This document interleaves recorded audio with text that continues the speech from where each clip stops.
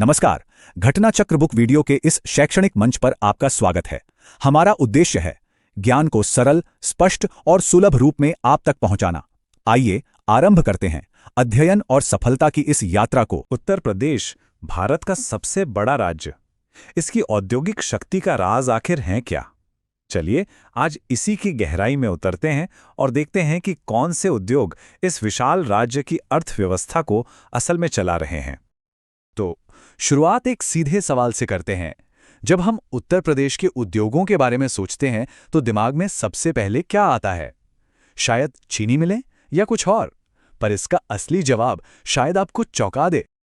जी हाँ, यह है हथकरघा उद्योग, कृषि के बाद सबसे ज्यादा रोजगार देने वाला सेक्टर।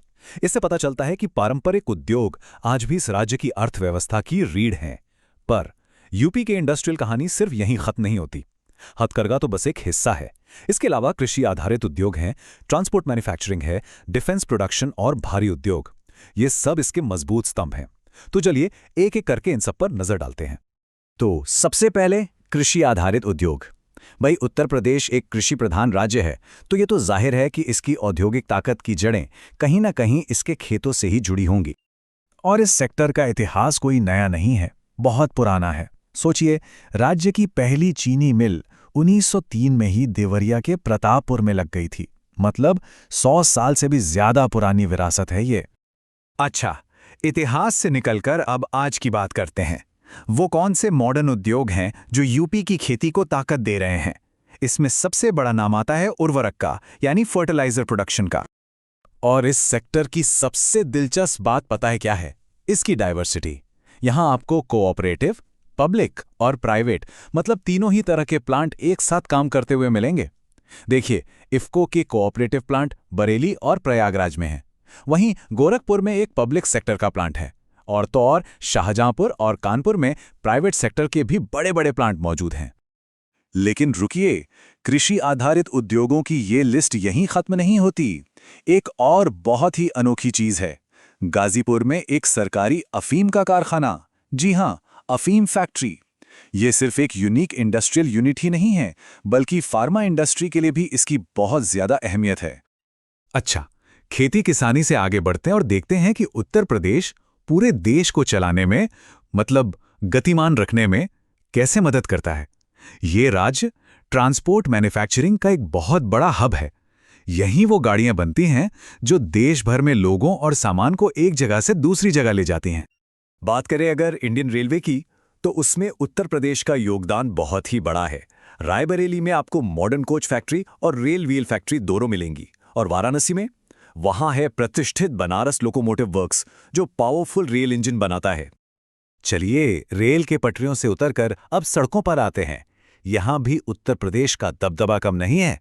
लखनऊ में टाटा मोटर्स का बड़ा सा ट्रक प्लांट है, और स्कूटर्स इंडिया लिमिटेड भी यहीं पर है।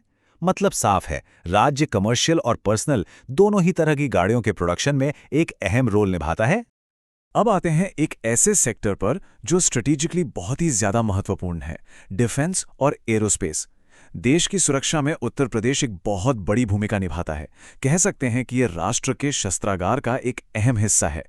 तो चलिए एक तेज नजर डालते हैं राज्य के बड़े डिफेंस सेंटर्स पर। शुरुआत करते हैं राजधानी लखनऊ से। यहीं पर है भारत का गौरव, ब्रह्मोस मिसाइल मैन्युफैक्चरिंग सेंटर।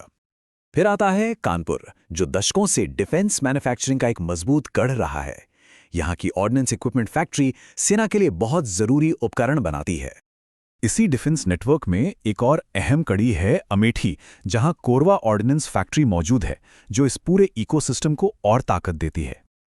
और आखिर में प्रयागराज का नैनी। यहां है नैनी एरोस्पेस लिमिटेड, जो दिखाता है कि भारत के मॉडर्न एरोस्पेस इंडस्ट्री में भी राज्य का योगदान लगातार बढ़ रहा है। चलिए अब रुख करते हैं उन बड़े बड़े भारी उद्योगों की तरफ जो उत्तर प्रदेश की औद्योगिक शक्ति की असली बुनियाद हैं। ये वो इंडस्ट्रीज हैं जो सही मायनों में राज्य की अर्थव्यवस्था को पावर देती हैं। और जब भी भारी उद्योगों की बात होती है ना, तो एक शहर का नाम सबसे पहले जहन में आता है, कानपुर। इसे यूं ही नहीं उत्तर भारत का मैनचेस्टर कहा जाता है। ये नाम ही इसकी जबरदस्त औद्योगिक विरासत का सबूत है। कानपुर की इंडस्ट्रियल पावर का अंदाज़ा बस इसी बात से लगा लीजिए कि यहाँ डिफेंस प्रोडक्शन से लेकर फर्टिलाइजर्स और केमिकल्स तक सब कुछ एक ही जगह पर है। लेकिन भारी उद्योग सिर्फ कानपुर तक ही सीमित नहीं है, ये तो पूरे राज्य में फैले हुए हैं। जैसे कि बीएल की यूनिट्स आपको झांसी, वाराणसी और जगदीशपुर तीनों जगह मिलेंगी।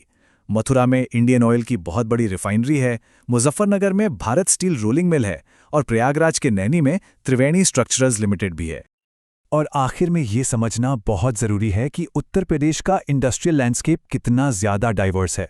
सोचिए, एक तरफ बाराबांकी में इंडियन पॉलीफाइबर्स है, तो दूसरी तरफ नैनी में वैद्यनाथ जैसी सदियों पुरानी आयुर्वेदिक दवा कंपनी, और फिर गाजियाबाद में भारत इलेक्ट्रॉनिक्स लिमिटेड जैसी हाईटेक इलेक्ट्रॉनिक्स कंपनी भी है। प्राचीन से लेकर आधुनिक तक यही विविधता ही तो इस राज्य की असली ताकत है। तो हमने देखा कि उत्तर प्रदेश की औद्योगिक कहानी कितनी दिलचस्प और बहुआयामी है। पारंपरिक हथकरघा से शुरू होकर ये मॉडर्न एरोस्पेस तक जाती है, और ये सफर हमें एक बहुत बड़े सवाल पर लाकर खड़ा कर देता है। उद्योगों का ये जो इतना बड़ा और विविध जाल है, ये आने वाले कल में उत्तर प्रदेश के भविष्य को कैसे आकार देगा? यकीनन ये एक सोचने वाली बात है।